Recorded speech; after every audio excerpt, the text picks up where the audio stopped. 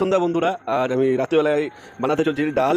মুসুর ডাল সিদ্ধ করতে দিয়েছি, ডাল দিয়ে ডিম দিয়ে বানাবো আজকে। আমার ডালটাও সেদ্ধ হয়ে গেছে, ডালটা আর অল্প একটু লাগবে।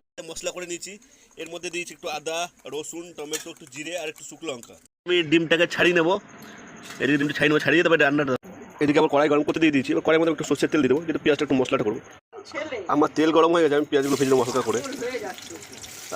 আর রান্না একটু অন্য ধরনের রান্না করছি আমি। আমার পেঁয়াজগুলো ভাজা গেছে, আমি মশলাটা দিয়ে দেবো, যেটা মিক্সিতে করেছিলাম, প্রথমে দেখিয়েছিলাম। আর এটা সম্পূর্ণ ভিন্ন সাথে, মশলাটা একটু কষিয়ে নিতে হবে, খুব ভালোভাবে কষাতে হবে। রান্না কষানোর পরে, মশলা কষানোর পরে সব কিছু। দেখুন আমার মশলাতে তেল ছেড়ে দিচ্ছি, এবার আস্তে আস্তে আমি ডালটা দিই। মশলা পুরো হয়ে গেছে, এবার ডালটা দিয়ে দিচ্ছি। এবার ডালটা দিয়ে অনেক খুব ভালো করে কষিয়ে নিতে হবে, ভালো করে নাড়তে হবে। আর রান্না সব কিছু নিজের উপরে, আর এটা একটু সম্পূর্ণ অন্য ধরনের রান্না। মোটামুটি ফোটা শুরু হয়ে গেছে, যেহেতু ডালটাকে সিদ্ধ করে নিয়েছিলাম, এই জন্য বেশি ফোটাবো না। এবার আমি ডিমটা পুরো দিয়ে দেবো একসঙ্গে। আমরা তিনজন আছি আর বিল্লা আছে আমাদের, ওই জন্য আমি 4টে ডিম দিয়েছি। দেখো বন্ধুরা, কত সুন্দর কালার এসছে, আর খেতে কেউ লোভ লাগাবে না, কিন্তু খেতে এলে আমার বাড়িতে চলে আসে।